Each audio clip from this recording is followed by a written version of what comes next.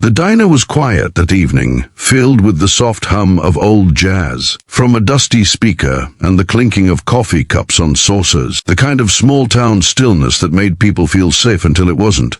The moment he walked in, the air changed. His name was Ethan Cole, the billionaire CEO, whose smile could charm a boardroom but whose temper could shatter glass. The locals had seen him before, polished and proud, with his beautiful pregnant wife, Lily. Tonight, though, there was something darker in his eyes, something that made even the sunlight filtering through the blinds look afraid. And then, without warning, the diner's peace cracked like a thunderclap. Lily stumbled backward, her trembling hands clutching her swollen belly as Ethan's voice thundered across the tiled floor. No one moved. Not a single person. They all watched as the powerful man who owned half the town lashed out at the woman carrying his child. Glasses shattered, and the sound echoed off the chrome walls like a scream no one dared to let out. Before we go further, if you believe in kindness, second chances, and standing up for what's right, please like, comment, share, and subscribe to this channel, because sometimes stories like this remind us that courage can come from the most unexpected hearts. Everyone in that diner knew Ethan. They'd seen his name on billboards, heard his voice on the radio during charity events, read articles about his wealth and generosity. But tonight, all that charm was gone. His expensive suit hung crooked, his tie loose, his eyes wild with a kind of hatred no one could understand. Lily, once the picture of grace and quiet beauty, now sat on the cold floor, tears mixing with the blood on her lip. The waitress froze behind the counter, coffee pot shaking in her hands. A young couple sitting in the corner held their breath. No one wanted to be the one to step in, not against him. Ethan owned the factory that gave half the town their jobs, the housing, development their families lived in, and the diner they were sitting in. His money was power, and that power made people small. Lily had been living in silence for years. To the world, she was the perfect wife, always smiling, always by his side at charity galas and company events. But behind the mansion gates, her life was something else entirely.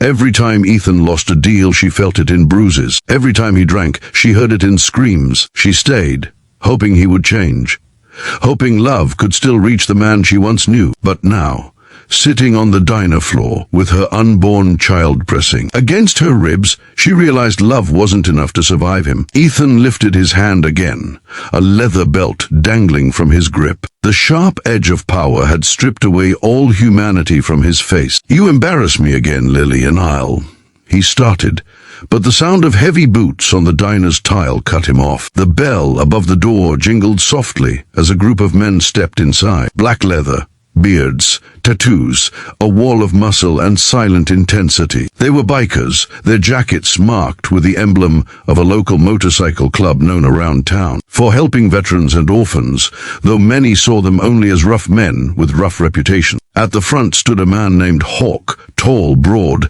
and calm, with eyes that carried stories of old battles and broken hearts. He had once been a soldier, had seen too much pain to stand by and watch more. Behind him were three others, all watching the scene unfold: the billionaire, CEO, his trembling wife, and a diner full of frightened faces. Hawk didn't speak right away. He just looked at Ethan, then at Lily, and then at the belt still hanging in the CEO's hand.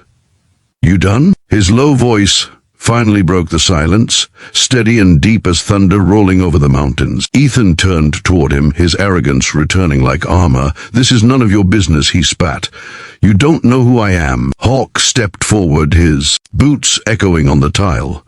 "I don't care who you are," he said, eyes steady, "but I know what kind of man raises a hand to a woman who can't fight back."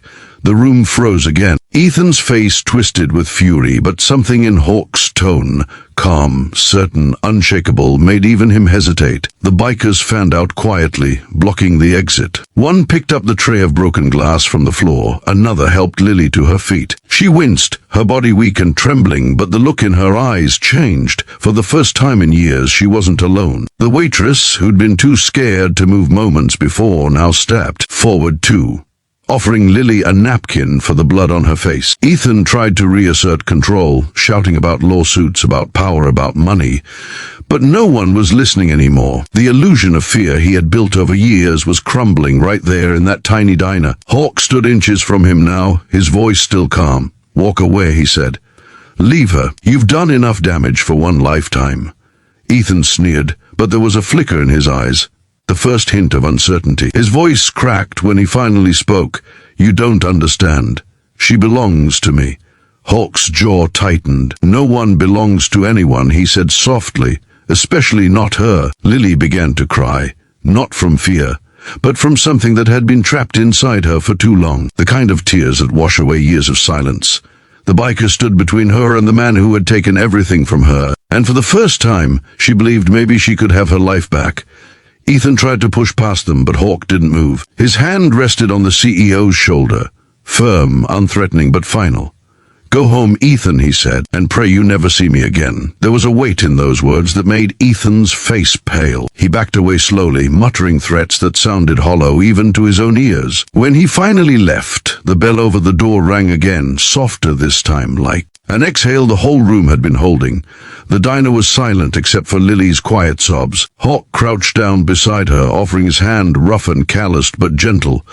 You're safe now, he said. We've got you. That night, the bikers took Lily to a shelter run by one of their members' wives, a safe place for women escaping abuse. They didn't ask questions. They just made sure she had food, a warm bed, and a doctor to check on her baby. For days, Lily couldn't stop shaking. The bruises on her body healed faster than the ones inside her heart. But each morning, someone from the club stopped by.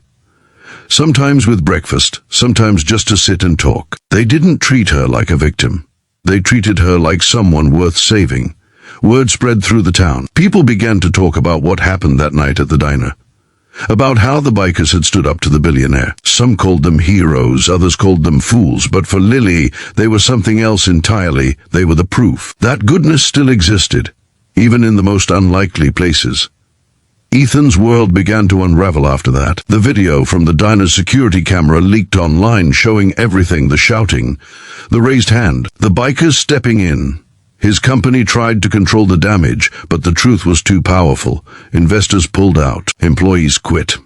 His empire, built on fear, collapsed under the weight of his own cruelty. He vanished from the public eye, and the world moved on. Months passed. Lily gave birth to a baby boy she named Hope, a name that carried everything she had survived. The bikers were there at the hospital, waiting in the hallway like a group of silent guardian angels. Hawk held the baby gently, his eyes soft. You're gonna grow up knowing what real strength looks like, he whispered. Lily started volunteering at the same shelter that saved her. She helped other women find courage to leave their abusers, telling them that there are people out there who will stand by you, even when the world looks the other way. Every time she told her story, she mentioned that diner, that night, and the strangers who became her protectors. By the time spring rolled around, the diner had a new energy. The waitress who had once trembled behind the counter now smiled with quiet pride when bikers stopped in for coffee. A small plaque hung on the wall near the booth where it all happened. It read, "Courage isn't loud. Sometimes it just walks in on two wheels." And though Lily had moved into her own small apartment near the shelter, she visited the diner often. She'd sit by the window with her baby, watching the sun pour through the blinds. Sometimes Hawk would stop by too, always ordering the same black coffee, always leaving a quiet smile in his wake. There wasn't much said between them, but there didn't need to be. They both knew that sometimes the most powerful rescue isn't one that saves your life. It's the one that gives you back your hope. If this story touched your heart, please like, share, and subscribe and help us spread the message that real strength means standing up for others, even when it's hard. Before you go, comment below, what does courage mean to you? Because sometimes all it takes is one brave act and one unexpected hero to change a life forever.